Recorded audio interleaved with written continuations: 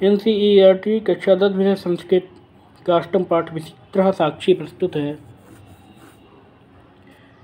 कश्चन निर्धनो जनः भूरि परिश्रम्य किंचित वित्तम उपार्जितवान। किसी निर्धन व्यक्ति ने बहुत परिश्रम करके थोड़ा सा धनार्जन किया।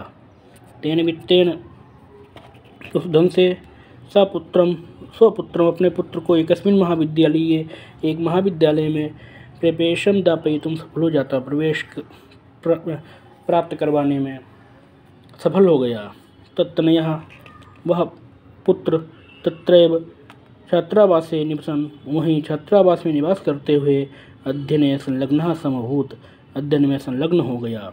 एकदा सा पिता तनूजस्य रुग्णताम् आकर्ण्य, एक बार वह पिता अपने पुत्र की बीमारी के समाचार को सुन करके व्याकुल हो गया। वो पुत्रम दृष्टुम च प्रस्थिता, पुत्र को देखने के लिए उसने प्रस्थान किया। परमार्थकार्षेण पीड़ितः सः, परंतु निर्धनता के कारण से वह पीड़ित बसयानम विहाय, बस को त्याग करके पदातिरेव प्राचरत, पैदल ही चल पड़ा। पदातिक्रमेण संचलन सायं समय अपि असौ गंतव्य दूरे आसीत्, पैदल चलने के कारण से वह सायंकाल होने पर भी गंतव्य से बहुत दूर था।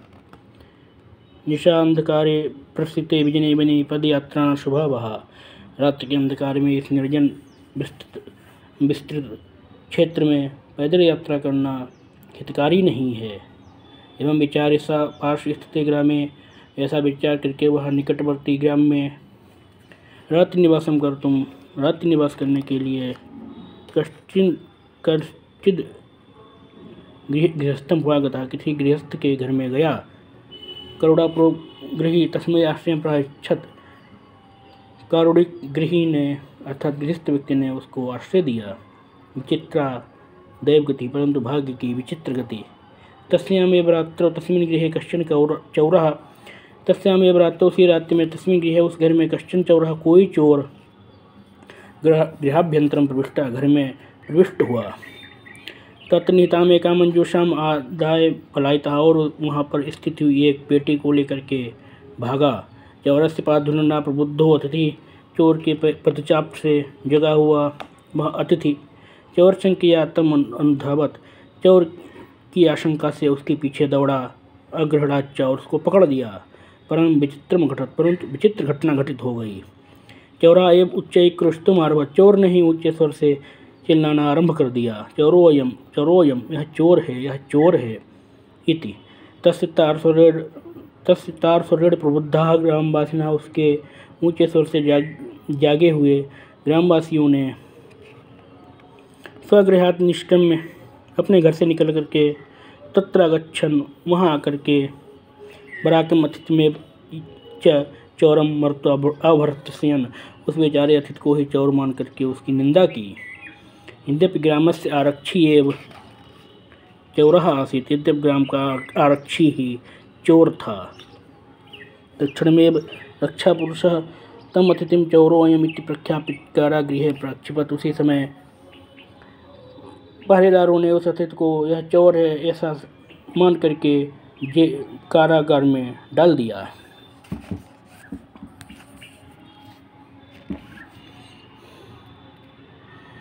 अग्रिमे दिने स आरक्षी चौर्य अभियोगे तम न्यायालयं नीतवान, अगले दिन वह आरक्षी उस व्यक्ति को चोरी के अभियोग में न्यायालय में ले गया। न्यायाधीशो बंकिमचंद्राभ्यां पृथक पृथक विवरणं श्रुतवान, न्यायाधीश बंकिमचंद्र ने उन दोनों के विवरण को पृथक पृथक रूप से सुना। सर्वं वृत्तम अवगत्य, संपूर्ण घटना को जान करके सह तम निर्दोषम अमन्यत, उन्होंने उस अतिथि को निर्दोष माना। आरक्षणम च दोषभाजनम, और आरक्षी को दोषी माना। किंतु प्रमाणाभावात् न निर्णेतुं शक्नोत, परंतु प्रमाण के अभाव में वह कोई भी निर्णय करने में समर्थ नहीं हो सके। तौ अग्रिमे दिने उपस्थातुम् आदिष्टवान्, अतः तब उन्होंने उन दोनों को अगले दिन उपस्थित होने का आदेश दिया। अन्यद्यु तौ न्यायालये स्वपक्षं पुनः स्थापितवन्तौ, अगले दिन न्यायालय में उन दोनों ने अपनी अपनी बात पुनः रखी। तदेव कश्चित् तत्रत्यः कर्मचारी समागत्य निवेदयत्। उसी समय वहाँ के किसी कर्मचारी ने आकर के निवेदन किया यत् कि इतः यहाँ से कोर्षद्वय अंतराले 2 कोस की दूरी पर कश्चित् जनः कोई व्यक्ति केनापितः किसी के द्वारा मार दिया गया है, अर्थात किसी ने किसी व्यक्ति का वध कर दिया है। तस्य मृत शरीरम राजमार्गम निक्षा वर्तते, उसका मृत शरीर राजमार्ग के निकट पड़ा हुआ है। आदिश्यतां किं करणीयम, आदेश दें कि क्या किया जाए। न्यायाधीशा आरक्षणम अभियुक्तम चातम शवम न्यायालये आनेतुम अधिष्ठवान। न्यायाधीश ने आरक्षी और अभियुक्त को उस शव को न्यायालय में लाने का आदेश दिया। आदेशम प्राप्य उभौ प्राचलतम, आदेश प्राप्त करके भी दोनों चल पड़े। तत्रोपेत्य काष्ठपटले निहितम पटाच्छादितम देहम, वहाँ पर स्थित काष्ठपटल पर पड़ी हुई पटाच्छादितम देहम स्कंधेन वहंतो न्यायाधिकरणम प्रतिपस्थितो, पड़ी हुई देह तथा शव को अपने कंधे पर लाद कर वे दोनों न्यायालय के लिए पुनः चल पड़े। आरक्षी सुपुष्ट देह आसीत, आरक्षी सुपुष्ट देह का था। अभियुक्तश्च अतीव कृशकायः, और अभियुक्त अत्यंत दुर्बल था। भारवतः शवस्य स्कंधेन वहनम तत्कृते दुष्करम आसीत, भारी शव को अपने कंधे से ढोना उसके लिए बहुत कठिन था। स भार वेदनया कृंदति, वह भार की वेदना से करुण क्रंदन कर रहा था। तस्य क्रंदनम निशम्य मुदिता आरक्षितम उवाच, उसके करुण क्रंदन को सुनकर के प्रसन्न आरक्षी ने उससे कहा, रे दुष्ट, तस्मिन् दिने त्वया अहम चोरिताया मंजूषाया गृहद्वारितः, उस दिन तुमने मुझको चोरी की हुई उस पेटी को प्राप्त करने से रोक दिया था। इदानीं निज कृत्यस्य फलं भुङ्क्षस्व, अब अपने किए हुए का परिणाम भोगो। अस्मिन् चौर्याभियोगे तुम वर्षत्रयस्य कारादंडं लप्स्यसे, चोरी के अभियोग में तुम 3 वर्ष की कारागार का दंड पाओगे। इति प्रोच्य, ऐसा कहकर ऊंचे स्वर से हंसा। यथा कथनचित उभौ शवमानी, जैसे तैसे वे दोनों शव को ला करके एतस्मिन् चत्वरे स्थापितवन्तौ,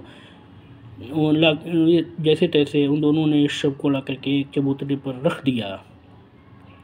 न्यायाधीशेन पुनस्तो घटनायाः विषये वक्तुम् आदिष्टौ, न्यायाधीश के द्वारा घटना के विषय में बताने के लिए उन दोनों को पुनः आदेश दिया गया। आरक्षणी निज पक्षम प्रस्तुतवती, आरक्षी के द्वारा अपनी बात प्रस्तुत कर दिए जाने पर आश्चर्यम अघटत, आश्चर्यजनक घटना हुई। सा शवः, वह शव प्रावार्कम अपसार्य, चादर को हटा करके न्यायाधीशम अभिवाद्य निवेदितवान, न्यायाधीश को निवेदन करके बोला, मान्यवर, हे महोदय, एतेन आरक्षणात् ध्वनि यदुक्तम तद्वर्णयाम, इस आरक्षी के द्वारा मार्ग में जो कुछ कहा गया उसको मैं वर्णित कर रहा हूँ। तो यहाँ हम चोरितायाः मंजूषायाः, तुम्हारे द्वारा मैं चोरी की हुई पेटी से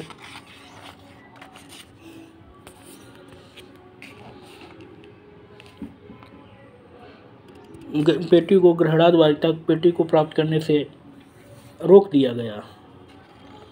अतः निज कृत्यस्य फलं भुङ्क्षस्व, अतः अपने कई का परिणाम भोगो। अस्मिन् चौर्य अभियोगे तुम वर्षत्रयस्य कारादंडं लप्स्यसे, चोरी के इस अभियोग में तुम 3 वर्ष की कारागार की सजा पाओगे। न्यायाधीश आरक्षणे कारादंडम आदेश, न्यायाधीश ने आरक्षी के लिए कारादंड का आदेश दे करके तम जन्म ससम्मान मुक्तवान, उस व्यक्ति को ससम्मान मुक्त कर दिया। अतएव उच्यते, अतः कहा जाता है, दुष्कराणि कर्माणि मति वैभवशालिनः नीतियुक्तम समालंबनी लीलया एव प्रकुर्वते, बुद्धिमान लोग दुष्कर अर्थात कठिन कार्य को भी नीति के द्वारा अनायास ही कर देते हैं, उसका समाधान कर देते हैं।